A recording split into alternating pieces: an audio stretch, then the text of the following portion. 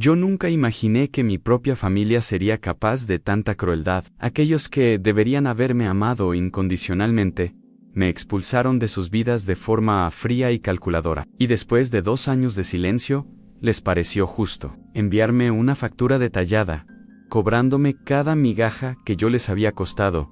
Sí, has oído bien, en una factura por existir. El impacto de ver aquel sobre con el sello del bufete de abogados. Y dentro, una lista de gastos de mantenimiento de mi propia vida, fue como un puñetazo en el estómago, un cruel recordatorio de que, para ellos, yo nunca fui más que una carga, una inversión que no rindió el retorno esperado. Si alguna vez te has sentido un extraño en tu propia casa, si el dolor del rechazo familiar es una cicatriz que llevas, entenderás cada palabra de lo que estoy a punto de contarte, porque esta no es solo mi historia, es la historia de todo el mundo que un día tuvo que luchar para ser visto, para ser ahumado, para ser respetado. Po Quan realmente es, y no por lo que esperaban que fuera. Comenta desde donde estás viendo esto. Me gusta saber con quién estoy compartiendo mi historia. Esta saga de traición y superación me enseñó que los lazos de sangre pueden ser frágiles, pero la resiliencia del espíritu humano y la fuerza de aquellos a quienes elegimos para caminar a nuestro lado son inquebrantables. Soy Luan, un músico que siempre quiso volar libre, y esta es la historia de cómo se me cobró por mi propia existencia, pero encontré la melodía de mi propia libertad, transformando la injusticia en mi mayor inspiración. Antes de que llegara esa factura, mi vida era una batalla constante, pero una batalla que yo elegí, y por eso me traía una extraña paz. En un pequeño apartamento alquilado en el centro de Paulo, un cubículo apretado, pero que para mí era un castillo. Las paredes desconchadas y la vista a la selva de asfalto eran un escenario perfecto para mis melodías, un lugar donde podía ser yo mismo, sin las exigencias y la mirada de juicio que me perseguían en casa de mis padres. Allí, yo era Luhan, el músico autónomo, que vivía de trabajos esporádicos en bares y pequeñas presentaciones, construyendo mi propia historia. Nota, con la libertad que siempre soñé. La rutina era agotadora. Pasaba las mañanas componiendo, las tardes ensayando y las noches tocando en algún bar mal iluminado, donde el humo y el olor a cerveza se mezclaban con mi música. No era una vida de lujo, ni mucho menos, pero era auténtica. Cada centavo ganado con esfuerzo se invertía en equipos, en una nueva cuerda de guitarra o simplemente en la comida para el día siguiente. Sentía cada fibra de mi ser vibrar con la idea de vivir de mi arte, y esa pasión me daba la fuerza para seguir adelante, incluso cuando el cansancio me invadía y el dinero escaseaba. La verdad es que siempre fui la oveja negra de la familia, el rebelde que no encajaba en el molde. Mientras mi madre, Ana Claudia, y mi padrastro, Ricardo, un empresario exitoso, soñaban con un hijo en una carrera respetable, yo solo pensaba en acordes y letras. Mi hermana menor, Sofía, era la personificación de la hija perfecta, siempre siguiendo el guión familiar, y por eso, siempre la preferida, la que recibía todo el apoyo y la admiración que yo nunca tuve. Yo era la carga, el error, el desvío en su impecable plan. La casa de mi madre, que debería haber sido un puerto seguro, siempre tuvo un aire de frialdad formal, pareciendo una sala de exposición que un verdadero hogar. Cada objeto, cada mueble, parecía estar allí para impresionar, para ostentar una perfección que no existía. Me sentía asfixiado en ese ambiente, donde mis pasiones eran vistas como caprichos, y mi individualidad era soñaba con escapar de allí, con encontrar un lugar donde mi música no fuera solo ruido, sino la banda sonora de mi propia vida. La dedicación a la música era mi refugio, mi sacrificio diario para alcanzar la libertad.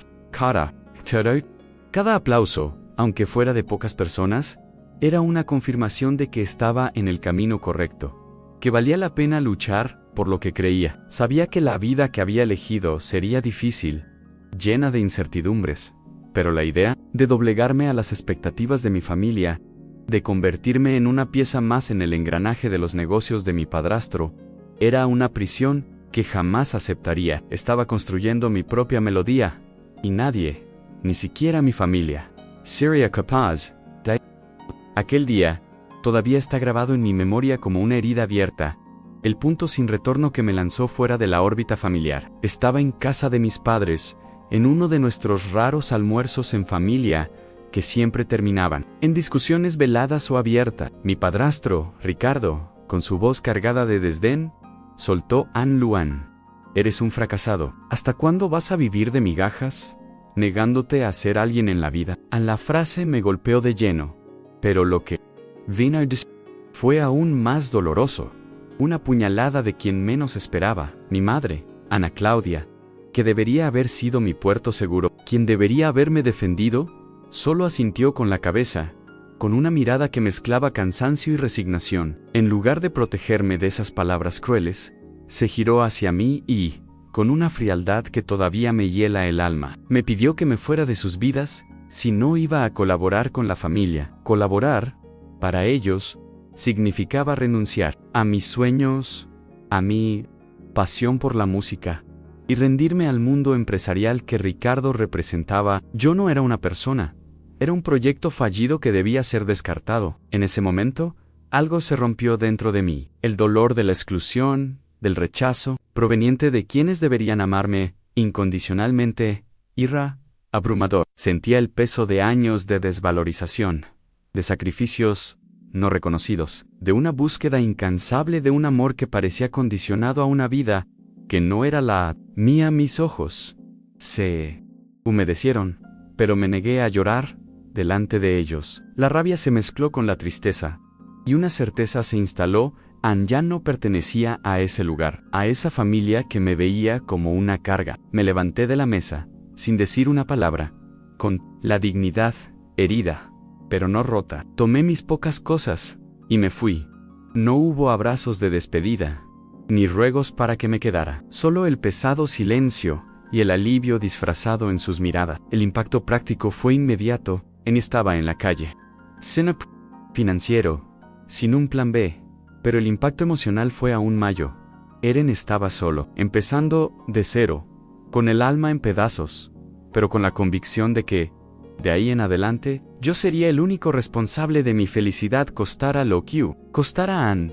Esta era mi oportunidad de demostrarme a mí mismo que yo era más de lo que ellos me hicieron creer. Los primeros meses después de la ruptura fueron un infierno particular. Me mudé a ese pequeño apartamento en São Paulo, y la soledad me abrazó de una forma que nunca había sentido. Cada ruido en el pasillo, cada notificación en el móvil me hacía esperar una disculpa, un mensaje de mi madre, pero nunca llegó. La indiferencia de ellos dolía más que cualquier discusión. Me sentía invisible, como si mi existencia hubiera sido borrada de la historia familiar. Las pérdidas no eran solo materiales, eran simbólicas a la pérdida del hogar, del consuelo, de esa ilusión de seguridad que, por más frágil que fuera, aún existía.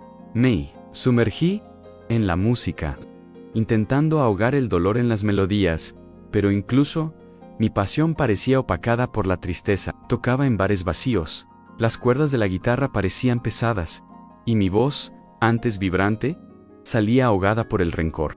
Cada nota era un eco de aquel rechazo, un lamento silencioso por la familia que idealicé y que nunca existió. Me encontraba, muchas veces, mirando el techo de mi apartamento, con los ojos llorosos, preguntándome si realmente había sido el culpable de todo. Aún así, me mantuve firme, por más difícil que fuera. Me negué a pedir ayuda, a retroceder. En cada actuación, por pequeño que fuera el público, veía una oportunidad para empezar de nuevo, para demostrarme a mí mismo que era capaz. El dinero era escaso, apenas lograba pagar el alquiler y las facturas básicas, pero la libertad de vivir bajo mis propias reglas era un alivio, por costoso que fuera. Vivía con lo mínimo, pero cada día sentía que estaba construyendo algo mío, algo de verdad. Fue entonces cuando llegó el golpe final. 2 años después de mi partida, una carta certificada, el sello del bufete de abogados, me dio un escalofrío. Abrí el sobre con las manos temblorosas, y lo que encontré dentro me dejó sin aliento.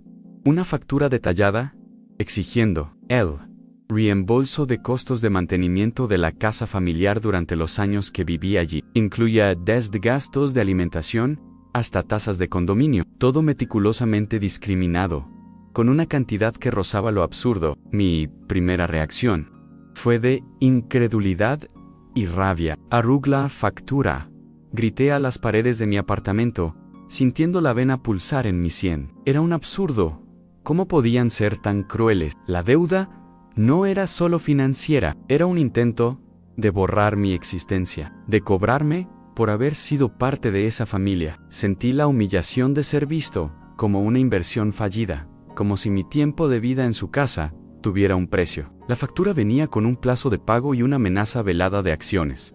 Legalese, mis ahorros, que estaba guardando para comprar un nuevo equipo de sonido, algo que me daría un salto en mi carrera, se vieron inmediatamente amenazados. La situación me dejó exhausto, sin ganas de tocar. Durante unos días, la frustración me hizo cuestionar todas mis elecciones, todos los sacrificios que había hecho por mi música. Me sentí de nuevo en la mira de esa familia, que parecía querer sorber hasta la última gota de mi energía. Ricardo, mi padrastro, era claramente la mente detrás de esto, queriendo humillarme, desestabilizarme financieramente y demostrar que yo era un peso muerto, incapaz de mantenerme sin ellos. Mi madre, Ana Claudia, antes vista como la voz de la razón, ahora se mostraba fría y calculadora, ejecutando el plan de su marido, confirmando que mi partida había sido un alivio para ella. La amenaza de exposición pública de mi supuesta deuda, usando abogados e incluso amenazas de acudir a la prensa para limpiar el nombre de la familia,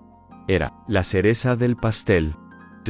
Querían manchar mi reputación, acorralarme, destruirme. Pero, en el fondo del pozo de la desesperanza, una pequeña llama de rebeldía comenzó a encenderse. No me iba a rendir, no iba a permitir que me convirtieran en una víctima. Silenciosa, necesitaba luchar. En el colmo de mi desesperación, cuando la rabia y la humillación amenazaban con engullirme, la luz apareció en la forma de Elena, mi amiga de la infancia. Ella era la única que incluso, desde lejos, siempre creyó en mí. Mi música, la única que nunca me cobró por ser quien era. Ahora, abogada recién graduada, se convirtió en mi roca. Cuando le conté sobre la absurda factura, sus ojos, antes amables, se encendieron con una indignación justa. No vio solo un castigo, sino una afrenta a la dignidad, y se ofreció a ayudarme pro bono, viendo la situación como una injusticia que necesitaba ser reparada. Su presencia era un bálsamo para mi alma herida. Elena, con su perspicacia jurídica y su inquebrantable sentido de la justicia, calmó la tormenta que rugía dentro de mí. Mientras yo solo veía la traición y la crueldad, ella discernía resquicios legales, ilegalidades, y la oportunidad de dar la vuelta al juego. Analizó cada línea de esa factura, cada artículo bizarro, y su mente aguda comenzó a desentrañar la red de mentiras que mis padres habían tejido. Yo, lego y agotado emocionalmente, jamás habría notado los detalles que ella con su porisha fue capaz de identificar. Lo que Elena descubrió, al investigar los documentos de la casa y el historial familiar, fue el giro que lo cambiaría todo. Desenterró algo que parecía haber sido convenientemente olvidado por mi madre y mi padrastro, un antiguo testamento de mi abuelo materno.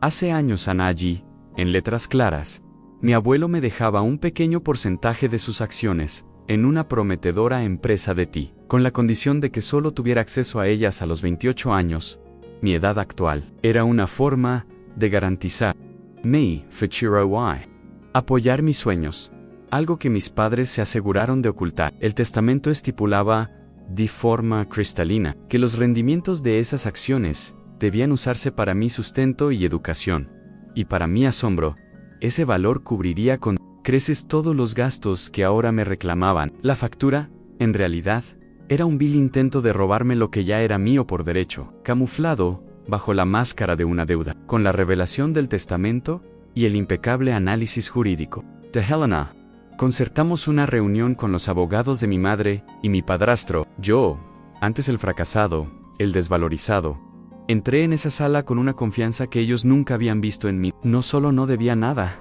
sino que ellos me debían los rendimientos de esas acciones Durante años, el shock en el rostro de mi madre, Ana Claudia, fue impagable, y el silencio aturdido de mi padrastro, Ricardo, era la prueba de que su farsa había sido desenmascarada. Mi madre aún intentó difamarme, pero la frialdad, los hechos y la ley, ahora de mi lado, la callaron. Exigí no solo la anulación de la factura, sino el reembolso de todos los rendimientos no entregados y una retractación pública. La victoria fue total. La factura fue anulada, y ellos se vieron obligados a pagarme las cantidades adeudadas, lo que me dio el capital necesario para finalmente invertir en mi carrera musical y comprar mi propio espacio. Un estudio donde podría crear libremente. No recuperé la familia que ellos representaban, pero recuperé mi dignidad, mi voz, y se hizo justicia. La verdadera riqueza, aprendí, no está en el dinero o en los lazos de sangre que te asfixian, sino en la capacidad de levantarse después de cada caída, de luchar por lo que es tuyo por derecho, y de construir tu propia familia con aquellos que realmente te aman y te apoyan. La verdadera familia es aquella que te celebra, no la que te cobra por existir.